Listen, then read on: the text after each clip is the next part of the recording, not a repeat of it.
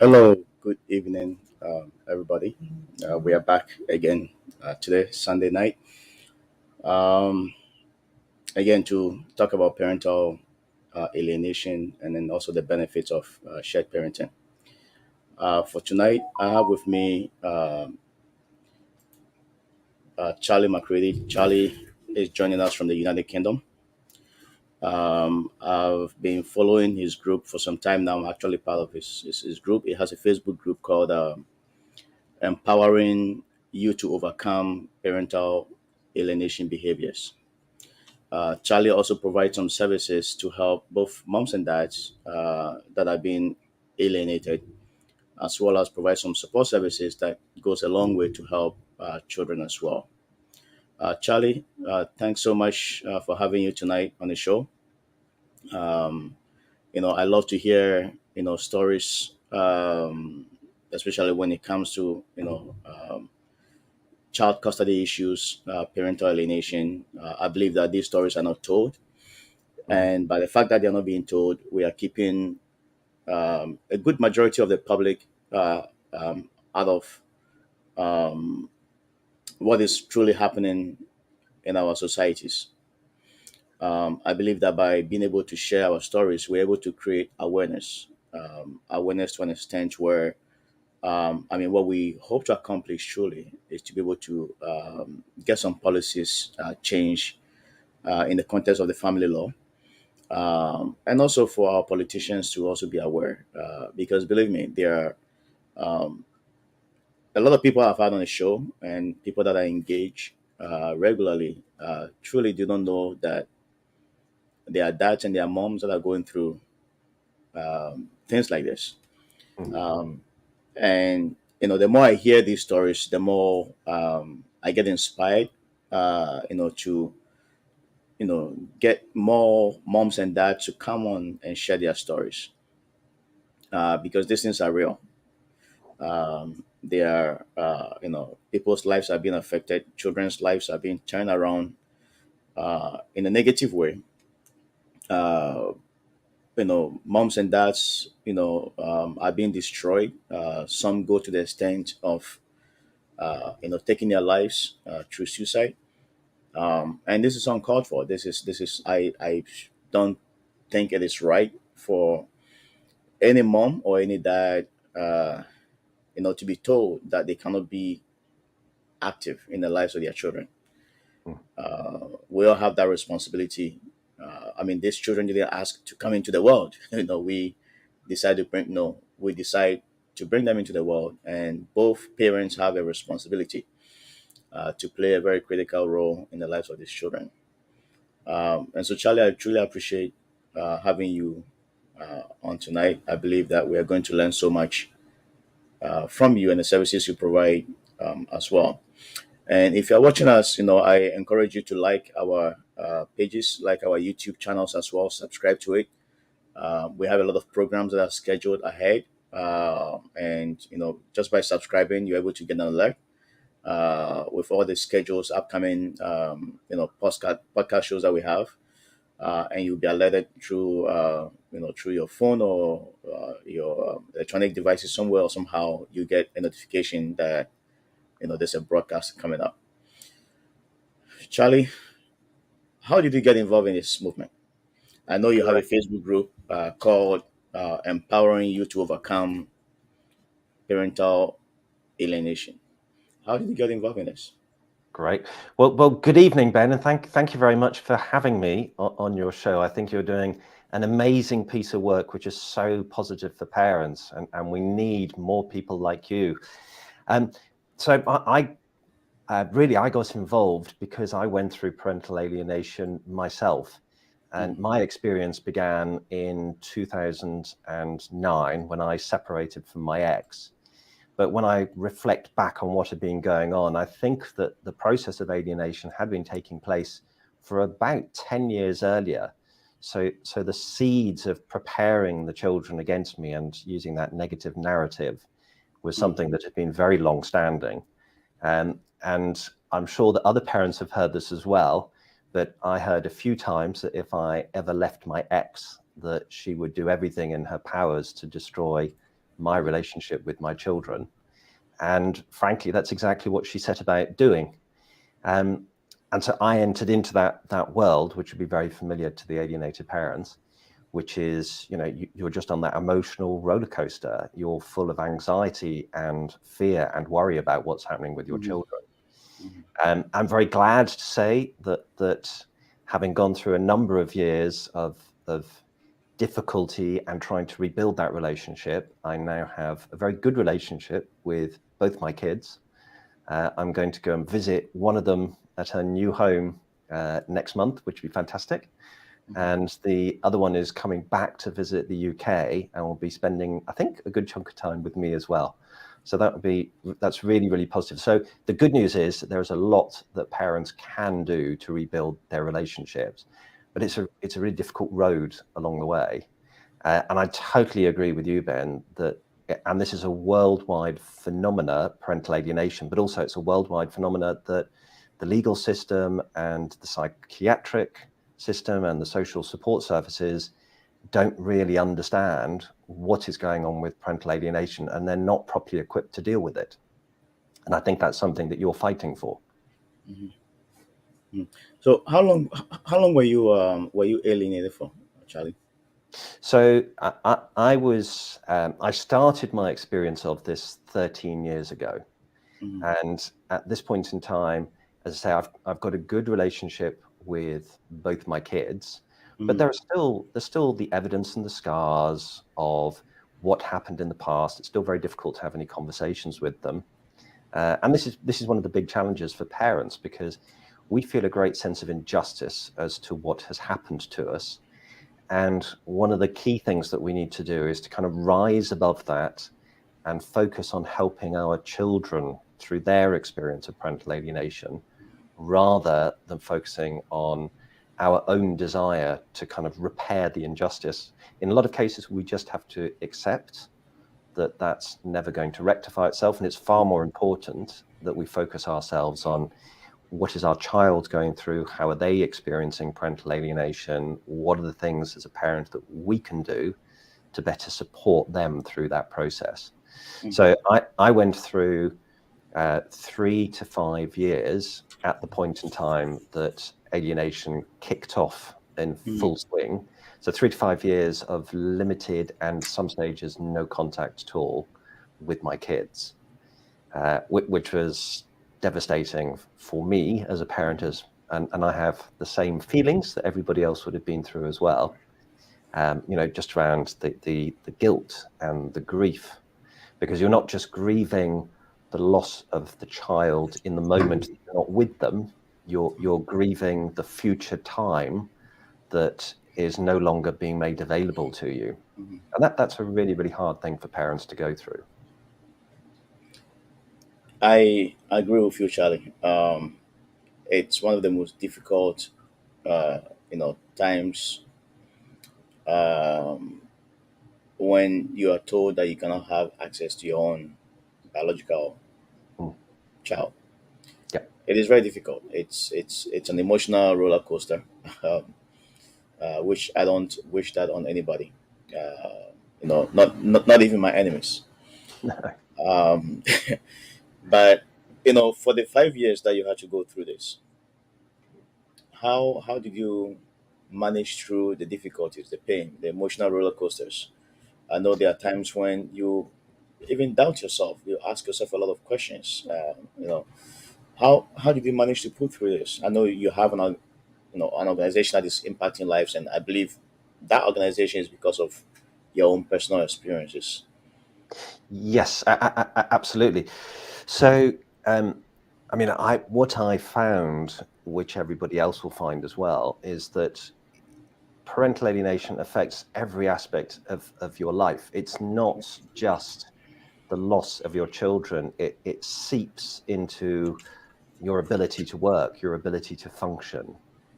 It really is an emotional roller coaster that affects you at all levels. And that's primarily one of the reasons that I wanted to come and to help other parents who are currently going through this experience Hmm. to be able to deal with it in a much better way. And so I've set a program up which is called Personal Authority.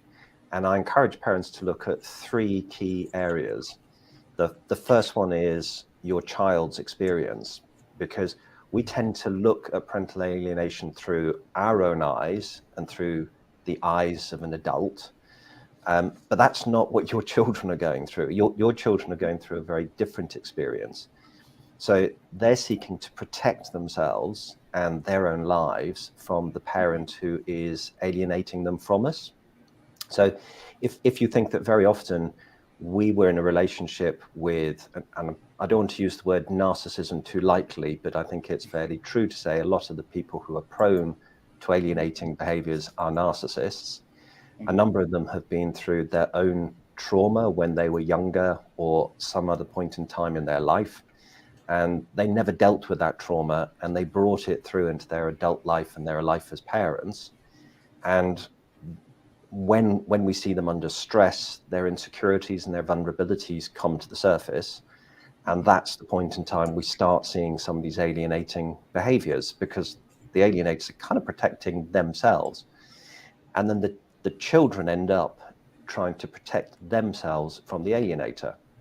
So Mhm. one of the things that happens, for instance, is that when we were in the relationships with those individuals, a lot of the time we would be in what I would call the regulator role, where we are keeping the other parent on an even keel because they're volatile, they can be quite angry, they can be very argumentative and non-compromising.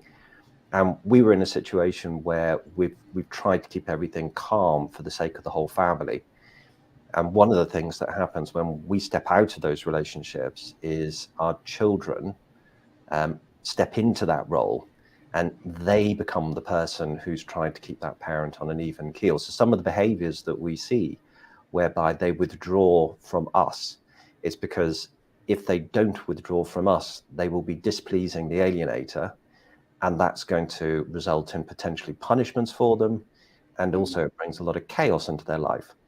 And we have to remember that our children are just trying to be children. You know, they're 8 years old, or they're 10 or 12 or 15 or 18, even adult children. It's the same situation. They just want to be living their life. They don't want to be caught in the middle of Mhm. this warring situation where, two parents are now at loggerheads of each other. And unfortunately, they tend to align with the alienating parent because one parent is being very aggressive, one parent tends to be more empathetic. So those of us who've suffered alienation tend to be more empathetic. And our kids know that our door is always open. We always love them. We're Mhm. always available to them. We're always there to support them.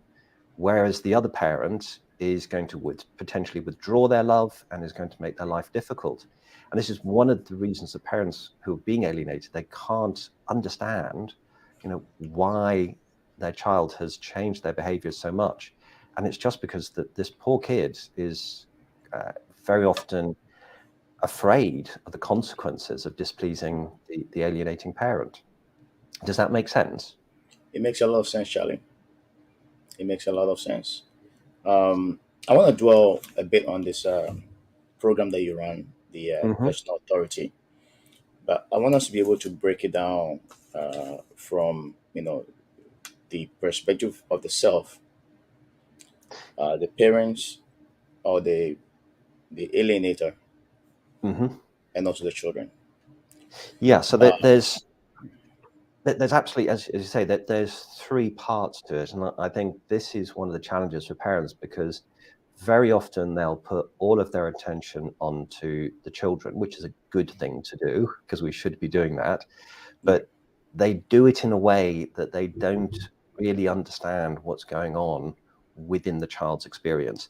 The second big mistake that parents make is that they don't focus enough attention on themselves, and they need to be more considerate. And it's not being selfish, but you need to worry about your own well-being, because Hmm. it's like the analogy of the airplane that's crashing. Hmm. Unless you put your your oxygen mask on first, how are you going to help other people? Hmm. And the third piece that I help people to focus on is, how to deal with the alienators themselves. But as you rightly said, Ben, the alienating parents, so us, we sit in the center of all of this. So it's really important for us to get into a good mental and emotional resilient state so that we're able to help everybody, because alienation is a unique experience in the other way that in, say, a bereavement, our families know how to deal with death. And so they're able to provide support to us. So we get a shoulder to cry on, we get somebody who can help us through this experience. But parental alienation is still one of those phenomena where it's only people who are experiencing it that can actually understand it. So we can feel very isolated because our family don't understand it, our friends don't understand it, the legal system doesn't understand it, and the alienators are frankly left to run amok. Mm. So we need to take that personal responsibility for making sure that we are in a good state, because we end up then having to help our own family and friends through this journey as well, who, our families get cut off Mhm. from our children as much as we get cut off. Mhm. So I was very fortunate that at the point in time that I started to experience alienation, Mm. I was already very interested in the whole area of mindfulness and well-being, and was practicing a number of techniques. And I used a lot of those to help me to have the mental and emotional strength just to deal with the alienator, uh, and to be able to cope with those very challenging times when your children are not with you. Mhm. Um, and also to still have the resilience to help our kids. But I mean, would you like to talk through each of those in turn? Would that be helpful? Yes, yes, I would love to. And I would want us to start from the children, Yeah. right? So Um, so as I say, the relationship with between our children and the alienating parent is very often, it's not always the case, but in a lot of instances, it's fear-based. So they are withdrawing from us, the alienated parent, because there are consequences for them if they have a good relationship with us. mhm. And so when we're communicating with our kids, we need to remember that this is something that is going to be displeasing the alienator. Mm. So one of the mistakes that parents often make is that they can over communicate with their children. And that's a natural reaction because you're feeling a great sense of loss. And so you want to reach out, you want to tell your child that you miss them, that you love them, that you're there for them. But it makes us, I'm cautious to use the word needy, but it can make us very needy as a parent because it's our own insecurities and our own vulnerabilities that come to the surface. And it's not uncommon for parents to communicate a number of times a day, constantly phoning, constantly texting, and actually we're over communicating with our kids. And what this does is it causes great stress for our kids, Mhm. because very often each one of those communications is something that they know the alienating parent will be very unhappy about. So we're building up a lot of pressure with our children. So it would be better for you to consider as a parent, how frequently you should communicate just to remove some of that pressure from your child.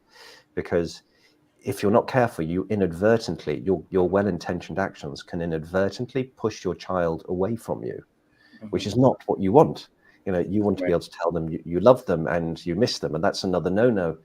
If you're telling your child that you miss them, you're actually reinforcing the guilt on the part of the child, because at some level within their consciousness, they know that they are being complicit in supporting the activities of the alienating parent. So when you tell them that you're missing them, you're basically making your kid feel worse, and you're bombarding them with all these communications, which in a lot of instances can be too much. So you need to be very cognitive of the frequency of your communication, what you're saying in your communication, and put yourself in the kids' perspective as to, what are they going through, and how can you as a parent start to adapt your parenting style so that you're really supporting them. I'd say it's very counterintuitive, the whole area of parental alienation. And just another example is when we as parents, um, we don't feel that we're allowed to have happiness or fun or being able to embrace our life, because we should be in a state of mourning, we should be sad, we should be depressed, and we do feel sad and we do feel depressed. But what happens is that when we project that onto our children, it makes our children feel even worse, and it makes them feel more guilty about what's going on. And it's counterintuitive because we need to project ourselves as being strong. We need to show them that we're okay. That's what they want to see. They want to see us as getting through this as best we can. Because if we're sad and depressed, one, they don't want to spend time with a sad and depressed person, but also it makes them feel worse. But if we're showing strength, they can see a strong parent. That makes us a lot more attractive to them, and it also reduces some of the guilt that they're feeling. So as parents, I say it's really counterintuitive to say, okay, it is right and it is proper for me to get on with my life, to be happy with my life, to be successful in my life, even if my child is not with me. It's still the right thing to do. And parents really struggle with that. I don't know, have you had that experience as well, Ben? Oh yeah, yeah, yeah. I've had that experience, and that's why I'm very attentive to what you're sharing. So based on your experience and your engagement with you know families, specifically children, what is the best approach in engaging uh, these children? Though it brings about some guilt, what is the best approach, and what's the frequency? Like, how frequent do you keep in touch with them? Well, yeah. So the frequency is very much down to your particular situation. One of the things that has become very apparent is that everybody's experience of parental alienation is unique. But as I call it, it's uniquely similar to everybody else, Right. because we all go through different flavors of the same experience, and it is Mhm. remarkably similar. Although there are different people who end up alienating the kids, so it's not just the exes. We very often find it can be step parents, it can be grandparents, it can be our own siblings. It's quite a variety of people that get involved, but there are all these common threads that sit behind it, which is fantastic, because that actually gives us a framework that we can use to help to use other people's experience to better deal with our own children. So when you're working with your own children, I would certainly be considerate as to the frequency. If you're going to text and you're not getting any responses back from your children, then you probably want to limit your texts to every few days or even maybe once a week, just to remind them that you're there. I wouldn't send them lots of texts every day, because that's where you're putting pressure back on them. But if you've got a good relationship, or you've got a strained relationship, again, I wouldn't text too frequently. And it's strained for a reason. It's because your child is under pressure. But it's very difficult to answer exactly how many times a week or per day or per month you should be contacting your kid. It really depends on the state of your relationship with them at that point in time. But I would tread very carefully, because what happens to parents is when they're over communicating, quite often the children just block them, because that's kind of the best mechanism that they have to kind of remove themselves from this additional pressure that Mhm. they're being put under. But we also see some very uh, unusual behaviors. So one of the traits that um, the alienating parents have, as I say, they often have trauma from their own childhood or an earlier point in time in their life. And as they, the alienating parent, come into their adulthood, they never really mature. So they come in a childlike state themselves. And one of the things that we often see is that our children end up being a parent to their own parent. So the alienators tend not to be very good with boundaries. Certainly with teenage kids, I see a lot of them being quite comfortable with the kids going out too late, being allowed to go out too much, not doing homework, being quite lax with smoking, alcohol, drugs, because they don't want to set the boundaries because they're childlike themselves. Mhm. And in I say in some of those instances, our children end up parenting their own parent, and then they end up parenting us. So we suddenly have a child who is trying to treat us as if we are the child, and what's happening is they're just projecting their experience with the alienating parent onto us. And it's very confusing because it's really important that we continue to be a parent for our child insofar as we can. And it can be very challenging for us because we feel very disempowered. Our children don't like having those boundaries and restrictions put on us, especially since our control as a parent has been very undermined by the alienators. And so that can make life quite challenging for us, but certainly it's really important for us to keep being a parent, to keep having those boundaries, to keep showing love. It's a tough job for us to do. But from the perspective of the children, um,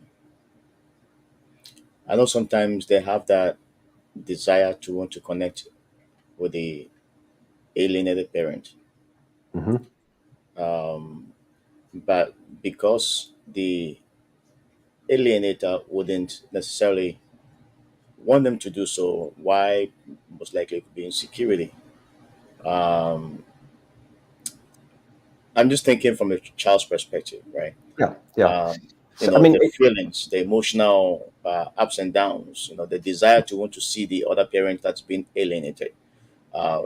We take a child who's like, 9 years, 10 years old, and, mm, they are, every child has a strong uh, part of them that want to connect with their other parents.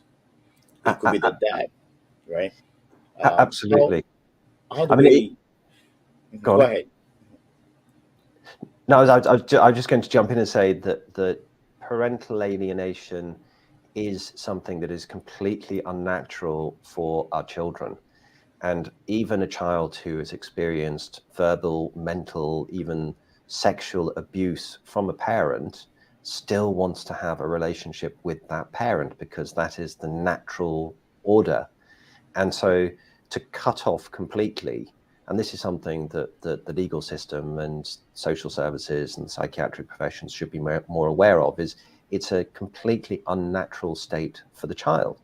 And deep down, they want to have that loving relationship with us as the alienated parent because Yeah. we haven't done, in the vast majority of cases, we haven't done anything wrong. It is just the alienator who is using the child as a mechanism to frankly hurt us because they're angry with us and they're prepared to go to any measures, and using the children is one of those things. So for the child, it's a very traumatic experience, suddenly not being able to have a relationship with us, but also they're very malleable. So the alienating parents dedicate considerable effort to giving negative narratives about us and persuading the children that we are terrible people or that we've done terrible things. And also the legal system doesn't help us because where they have tried to introduce that, they have something called the voice of the child, where it's supposed to take the child's views into consideration. And this plays into the alienator's hands in so many instances because the child is groomed and pressured in advance of making those statements to the courts or to the social services or to CPS, saying that we the targeted parents are the people that have done lots of bad things, all the false allegations come out, um, and the statements that they make are taken up at face value. But it's very important for us as the alienating parent not to play the same game, not to play the same game. So I was talking about the injustice that we feel, which can be felt for many, many years. And just so that people get a sense of this, as I say, I'm 13 years into this. I still can't have a conversation with my now adult children about what happened, because the scars of their experience are sufficiently deep. And also, they had a role to play in it as well, that for them to begin to unravel that now would be a very traumatic experience in its own right. But our children are going through this terrible ordeal whereby they do want to be with us, but they're not allowed to. And you can also see in certain instances where there might be an event that both you, the alienated parent, and the alienator are both there, and the behavior of your child is completely different. So if your child is with you, so if you're fortunate enough to have time with them, and they are with you, you might notice things like the first 30 minutes, 60 minutes, they are acting very unnaturally, they're quite anxious, they're angry, and this is all the influence of the alienator coming through. But give them an opportunity, let them settle down, they start becoming a little bit better. You'll probably notice they start becoming anxious again around the time that they're supposed to be going home, because they're going back into that very fraught environment, and they have to deal with what the alienator will ask them about their relationship with you. And if they show signs of having a good relationship with you, that's going to be a trigger for the alienator. So it's very difficult for the child to try and manage these two relationships. But when you're at those events and the alienator is there, the child will pretty much blank you in a lot of instances, or will be noticeably afraid of having any contact with you and will avoid you, because it's just going to end up in them getting into trouble, which is terrible, really. But that's the level of trauma that they are going through. Yeah. What? How much of an impact does it have on the mental state of children? You Oh, think huge. much of the mental health issues we have among children, you know, you I know, think it's huge. It's not to be underestimated, because a child, I mean, they're going through trauma at different levels. They're going through the trauma of having to deal with a parent who is basically, as in the alienator, who is essentially abusing them mentally, in terms of stopping them from seeing another loving parent, and living in constant fear of what is going to happen in terms of their own security. So it's not just the punishment of seeing the other parent or being caught having communications with the other parent, but very often the alienating parents are quite unstable. And so their general lives are thrown into disarray as well. So particularly in the teen years, when they're very, very sensitive to wearing the right clothes, being seen to say the right thing, being in the right places, and they have a parent who is destabilizing their world, that's particularly hard for them. They just need to be given the support and love and care to get through those challenging and formative years. So and those scars do run deep. And one of the things that we can see is that children who go through trauma in their own childhood have the propensity to then go on to be alienators as a parent. And what's happening is that the insecurity and the vulnerability that has built up when they're young makes them want to protect themselves, overtly so, and they end up with these nurtured narcissistic tendencies. And the narcissists, the alienators, so many of them are alienating us because they've been traumatized or damaged themselves at a young age, and that's their way of protecting themselves. They don't want to repeat the trauma that they experienced when they were younger, and so they show those patterns. And one of those is, when we get into a relationship with a narcissist, they use us as a crutch. They get very used to us being supportive of them. But then when we withdraw that support, because frankly, they've made our lives intolerable, then they turn against us and they turn everybody else against us. And so much of that goes back to their own trauma when they were young. And it's one of the first questions I ask parents who are experiencing alienation. I ask them about their partners, and I say, well, are you aware of any experiences that your partners have been through? And in the vast majority of cases, people say, oh yeah, they had these really challenging upbringings themselves. And it might not have been alienation per se, but that they were in, say a situation of domestic violence, or there was alcohol involved, or there was just bullying, but there's very often there are these past traumas that are impacting the way that they parent their kids. Mm. Now, since we're on the parents, you may have already answered this question. Why some parents choose to alienate. Hmm. I know you had mentioned that past traumas, from childhood or maybe adulthood may be a contributing factor. Is that the case for all alienators? No, I think um, so. Some alienators have been brought up in very good households. They've had very robust parenting, very loving and supporting parenting, but um, they still have the propensity to go off and alienate their children. So I think in a lot of cases it is because of those past traumas, but there are also a number of instances where just by their very nature, and not because of the way that they've been treated as children, but just by their core characteristics, they still have that propensity to alienate. But it's also helpful for us to understand. So this is one of the three things. So one of them is seeing the world through the child's perspective. One of them is understanding the alienators. And if we just stay on that subject for a moment. So the alienators, as I say, typically are quite insecure. They're quite vulnerable people.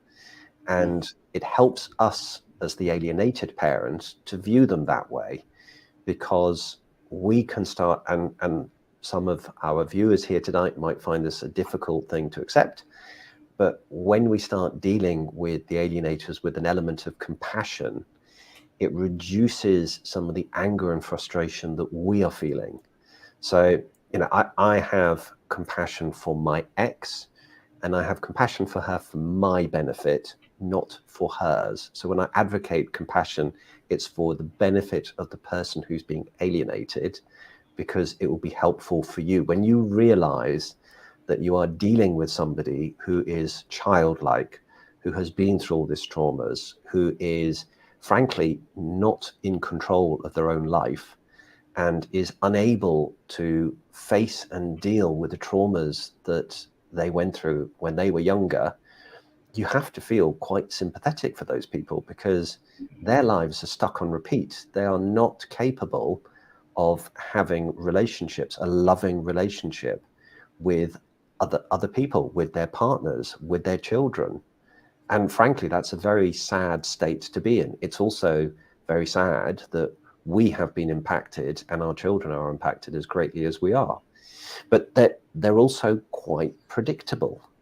So you want to start learning, and this is the stuff that I teach people in the program, it's start learning what are the kind of classical behaviors that the alienators demonstrate. Mhm. So there are triggers that they have.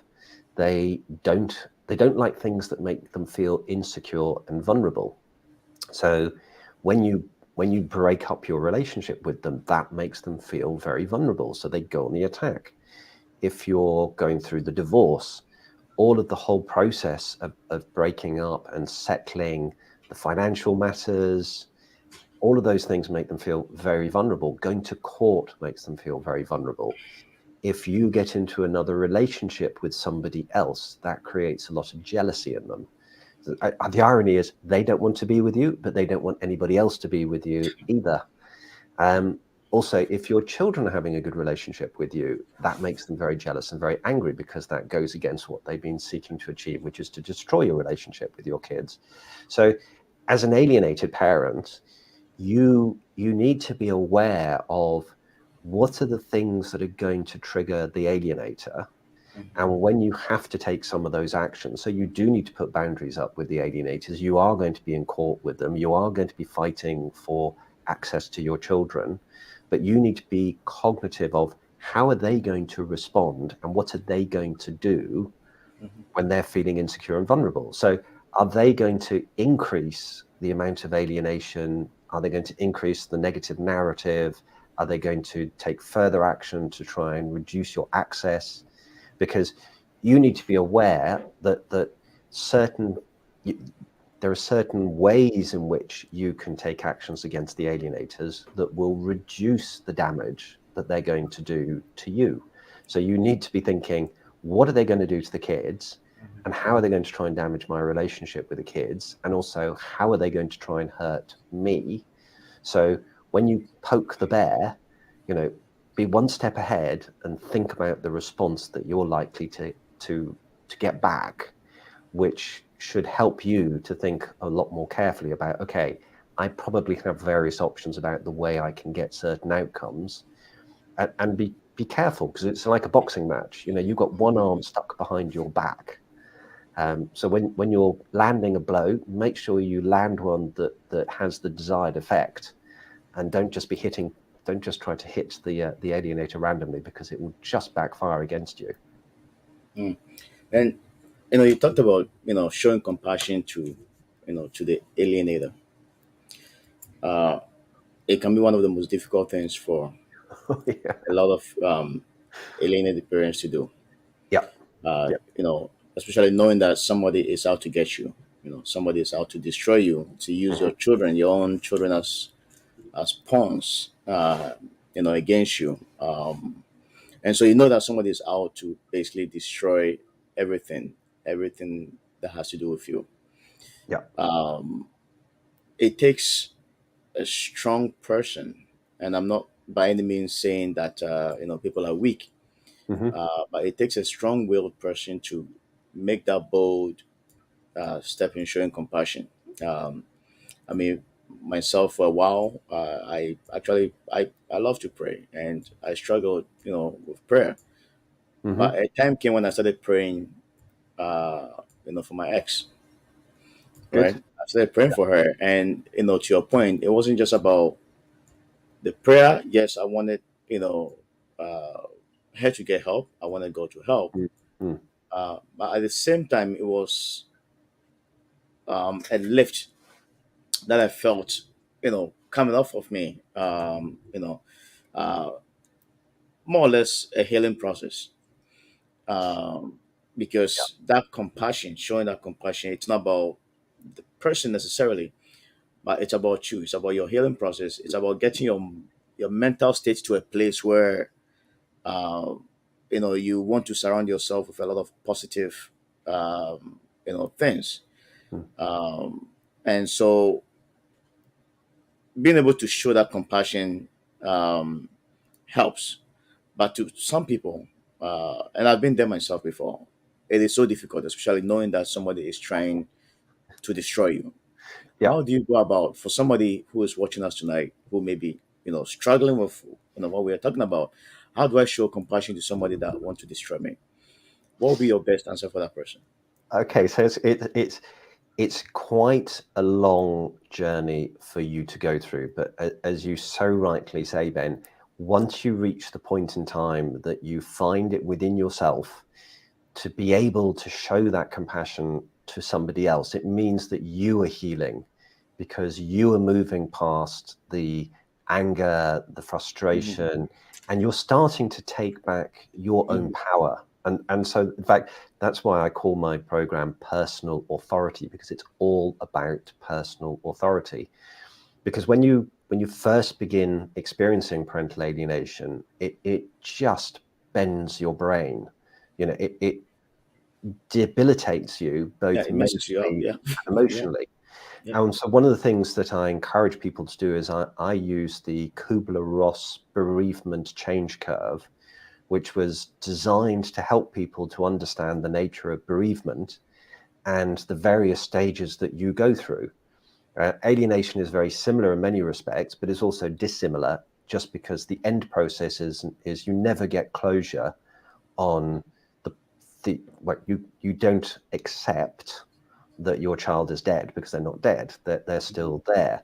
But the rest of the bereavement curve is very, very similar. So you go through the shock, and you go through the denial, and you go through anger, you go through bargaining, and then you start going through depression and then into acceptance.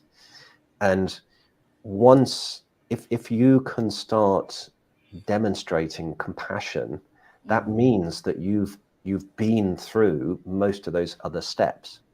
But what I train people to do is, you need to understand who you are that's coming into this alienation experience, and we're all unique. But what happens is that our own past experiences, so we talked about the alienators having been through trauma and why it triggers them, how it affects them, and what how it affects other people through their actions. But you are coming into this as well with your own issues and your own insecurities. And what happens is that all of those get brought to the fore and become accentuated. So if we have been brought up in an environment where we didn't feel we had enough love, or we didn't feel we had enough support from our parents, for instance, that can bring up reactions in us where we're very sensitive to our children not loving us, or our children not being in our lives, and we start seeking approval from our children, which is kind of the support side. So what I encourage people to start doing is what I term conscious thinking. It's being aware of what you are thinking, because this is, if you know that you're being triggered on various things and you catch yourself, you can then start reacting or responding differently to the things that are triggering you. So the alienators are masters of pushing our buttons. They know how to trigger us. They've lived with us for years. And our job, which is beneficial for us related to alienation or any other aspect of our life, is to start being aware of how we are thinking. So our minds are 90% of our kind of thinking minds is our subconscious, and about 10% is the bit that we're using right now, Ben, to kind of have this conversation at the moment. And that everybody listening, they're only using 10% of their minds. And every time we're faced with something that requires a decision of us, we revert back to our subconscious. But our subconscious is full of these memories and thinking that is created from the past. So we're stuck in Groundhog Day, because when somebody pushes a button, or we're faced with a situation where we have to make a decision, which when we get triggered, we're typically having to make a decision about something, our thinking goes back to this 90% of our subconscious. And guess what? We keep being triggered by the same stuff, and we keep making the same decisions. And the alienators know this. So it's really important for you to start being aware of what's in your subconscious, so that you can catch yourself as and when you get triggered. And I have this simple thing called stop, pause, think, and respond. So instead of just reacting immediately, and you all do it, everybody will know, we all do it all the time. We just, somebody says something and bang, we've responded. It's like, no, there is no unspoken rule that says when you feel yourself being triggered, you can't just stop. Give yourself a few moments. You can just go silent in a conversation, or if you get an email, that's even better. You don't need to respond immediately, or chat, whatever, and just go, whoa, hang on a minute, I've just been triggered. Where did that come from? And spend some time working on yourself, saying, okay, where is that thinking coming from? Because it's normally something from our own childhood. Right. And then how is that affecting me? And then how is that making me respond? So once you start getting into that habit of thinking in that way, the way that you then respond is completely different. And I make a distinction between reacting and responding. So if you want to start getting yourself back into a state of well-being, one of the key building blocks is beginning to understand, what's going on inside of yourself. Because you will also be feeling things such as anxiety, you'll be feeling fear and guilt and grief. And again, a lot of this is down to your subconscious. And this is not rocket science. This is quite straightforward stuff. So if you are having thoughts about and all of you parents, you'll know exactly what I'm talking about here. Mhm. You'll be really worried about what's happening with your kids. You'll be fretting about the fact you're not seeing them. And you're thinking this. And guess what? You give it to your subconscious. And your subconscious has got no filter. It just says, okay, Ben, you're worried about what's happening to one of your kids. So you want me to worry about what's happening to that child. So I'm going to do that for you. So I'm going to take that and I'm going to worry, worry, worry, worry, worry. And I'm going to kick it back out to you when you're sleeping, when you're driving driving the car, when you're going to the mall, when you're eating, when you're cooking. I'm just going to, if you want me to worry about it, I will. And I'm going to keep reminding you that you should be worrying about this, Mhm. which is where people keep getting these anxiety attacks. But you can change what you give your subconscious. And I like to use the analogy just to make it's really simple. Imagine that you have decided you're going to give yourself a really good holiday and you're going to go somewhere exceptional. Your subconscious goes, hey, Ben wants to go on a holiday. You want to go somewhere exceptional. You want to go to Europe for like 3 weeks. So Mhm. guess what? Your subconscious is now saying, right, how am I going to get there? What's the weather going to be like? What are all the different places I'm going to see? What are all the sights I'm going to see? What's the food going to be like? What's the weather going to be like? What are the people I'm going to meet going to be like?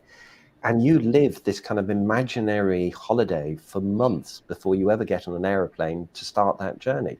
And it's also a very positive experience. And guess what? Your subconscious is working through this all the time and it kicks it out to you in your sleep. You'll start dreaming about that holiday. When you're driving your car, you'll be thinking about that holiday. When you're, eating, when you're doing all the other day-to-day mundane things, that holiday will be what's on your mind. So you need to be really careful, this conscious thinking, you need to be really careful about what you are thinking in order that you start changing your experience. So if you put very negative and worried emotions and that's your focus, that's what you're going to get back. So you have to start learning to start putting more positive attributes, more positive thinking Mhm. into your subconscious. And that's also a very long-winded answer. That's kind of where the compassion comes from. Because if you're able to start thinking more positively about your ex and being sympathetic towards them, then you stop having all of those negative emotions towards them. You stop having the frustration and the anger. And frankly, the only person who's suffering is you. Your ex doesn't suffer when you think badly about them. You suffer. Yeah, yeah, that's true. My last question, Charlie. Um, in an effort to show compassion, we know what the alienators always want to accomplish. To hurt the other parent. Yeah. Can ignoring, compassion is always a good thing. Hmm. Hmm. Can ignoring much of the negativity that comes from them be, an instrument to help somebody get out of that negative mindset, right? Because most of the time they will just want to get you, and so they'll, Yeah. you know, like you said, they know how to push out buttons. Hmm. Hmm. Ignoring those buttons, does that sort of constitute a way to show compassion, or just accepting that it's something that is not right, and so you want to just focus on you, Yeah. whilst you are, even though showing that level of compassion that you want to show on them, but you want to, it has to be about you, how you can get better. Yeah. So it's so important for you to be in a strong place, you as the alienated parent, because as I was saying before, unless you're in a good space, you can't help your children because Right. you will be focused on the things that are about the negative aspects of you, and your insecurities will kind of bleed into the relationship with your kids. And I'll just take a slight tangent here for a second, but I use a model of universes. And so I say, imagine there's a universe that's Ben and there's a universe that's Ben's child. Mhm. If you're feeling sad and depressed, it doesn't affect what's going on in your kid's universe. Right. If you're feeling confident, happy, and embracing life, it doesn't affect what's going on in your kid's universe. Mhm. In fact, it does when you do have contact with your kid. If you're sad and depressed, you're unattractive to them, because who wants to be around a sad and depressed person? And then also your child is going to feel even more guilty about the fact that you're feeling sad and depressed.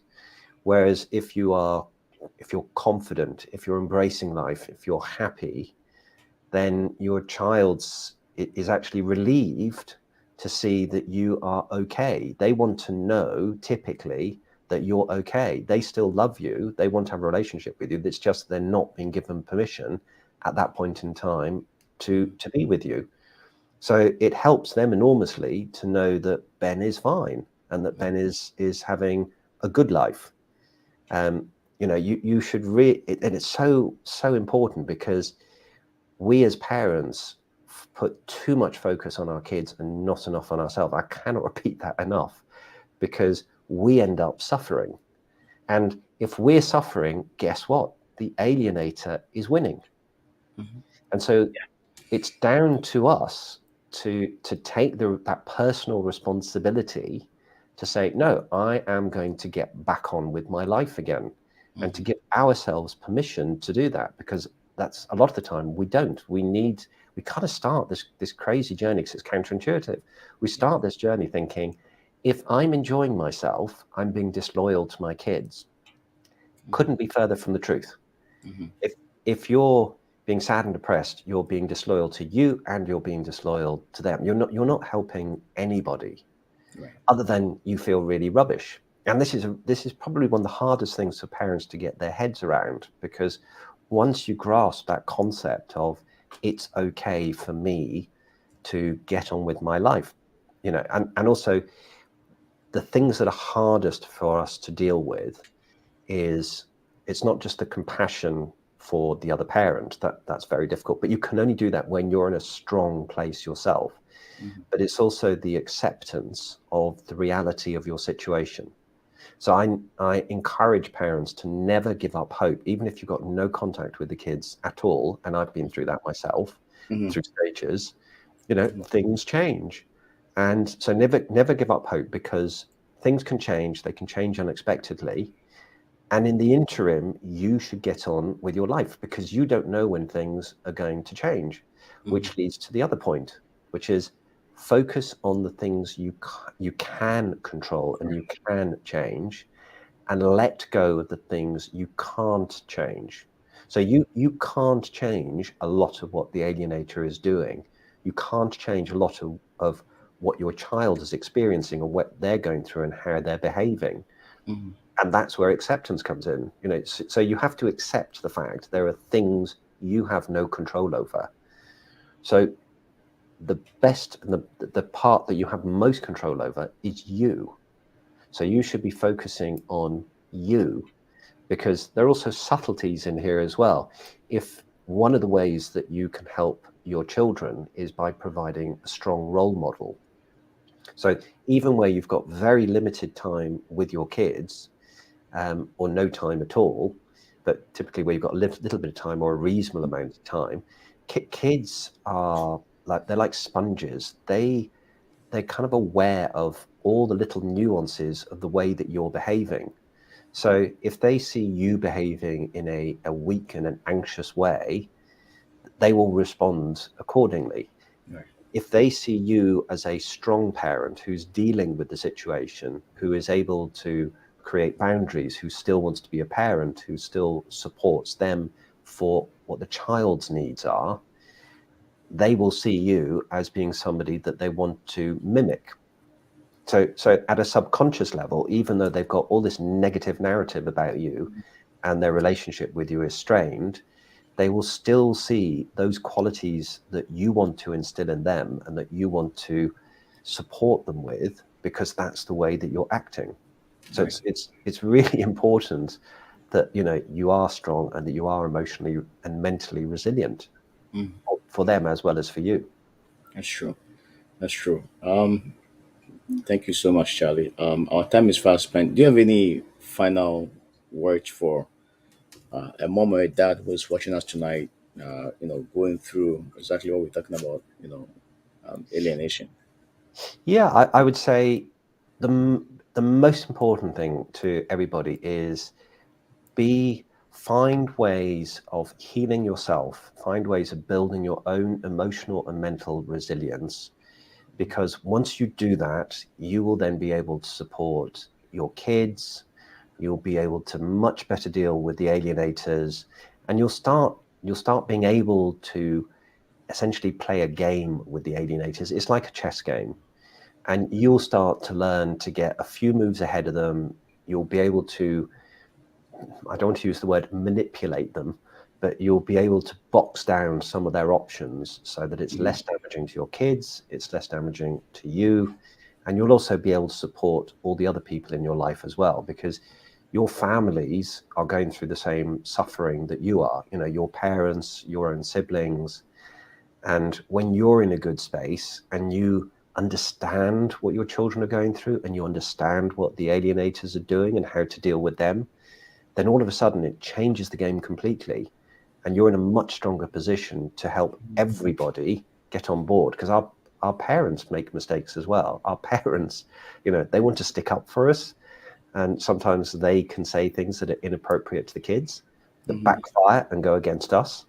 So, you have to coach your parents. You have to get everybody on Team Ben to make sure that they're all moving in the right direction to help your kids as best they can. Mhm. And that all starts with you being in a good place. Mhm. Because once you're there, you can help everybody else. And it sounds counterintuitive, and a lot of parents are uncomfortable with that when they first come across the concept. Because it's like, no, no, no, no, this is all about my kids. It is all about your kids, but it starts with you. Yeah, and I'm very happy um, with your final words, Charlie. One of the things I will also encourage parents is as you take personal authority over your own self, uh, don't also be ignorant of some of the dangers that some of these aliens can pose to you. Mm, mm, Um, you know, I know in Canada, for example, something that I personally did. Every now and then, you can always go for.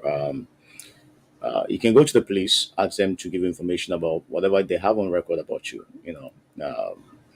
And you can get that information free. I think based on the region, you can pay a few dollars, $5, $10, just to get whatever they have. It's under the Freedom of Information Act, which we all have access to. And every now and then, do those checks, do your credit checks as well. mm, Because I mean, I discovered through that process that there was an impersonation act that involved me. Basically, I was being alleged that I was somewhere that I never even knew where this place was. Right, this is something that was staged. If I hadn't gone through that process of inquiring information about myself, I wouldn't have known that something of that sort was on a police record about me. So eventually, it was investigated. It was concluded that no, it wasn't me. mhm. uh, but for you know some of the things that these aliens want to do is just to destroy you. Oh As yeah. much as we want to show us compassion, want to make sure that they're okay, and because once they're okay, the children are okay. You also have to take personal authority over yourself and making sure that you put all these checks in place. You're checking your credit, checking your records to make sure that there's nothing negative out Mm. there that can potentially hurt you down the road. It goes a long way. It goes a long I, way. I totally agree. And just in case there's any lack of understanding, this is the worst experience people will Yeah. ever go through. And as you rightly say, Ben, these people are completely out to destroy you. Mhm. And it is the toughest thing you'll ever go through. And it is, but you can exercise that personal choice to do things that will help you and will help your family. Mhm. And it's your responsibility to make sure that you do all those things, and as you say, do all those other checks as well, just to make sure that any of the things they're attempting to do to hurt you, you're catching those and dealing with it. Yeah. Yeah. Thank you so much, Charlie. And for A those of pleasure. you that are watching, you can always reach out to Charlie. He has a Facebook group called Empowering You to Overcome Parental Alienation. Charlie is in the UK, but he's helping a lot of alienated parents both in Europe, North America, US, Canada. Basically, it's available to help anybody that needs that help. I mean, I've had the chance to talk to Charlie on a personal level, and I admire what he's doing to help parents that are going through some of this crisis. You can reach him out on Facebook, Charlie McCready. Search him up, friend, be friends with him, and just message him if you have any questions as well. He's ready, he's all fired up to help anybody because I mean, he's been through it. He understands it, Yeah. and he's able to apply some of the experiences that he's been able to acquire to help. So by all means, reach out to Charlie. Charlie, thank you so much, Thank for you, your time Ben. tonight. I really appreciate you. I appreciate what you're doing to help, moms and dads that are being alienated. I think it's a very powerful thing that you're doing, Thank you. and for that, I appreciate you, and God bless you. And God bless you too, Ben. And thank you so much for having me on. I really appreciate this opportunity to share and try to help people. Awesome. So if you can stay on for a few minutes, Charlie, I'll just Mhm. join you in a few seconds. Okay.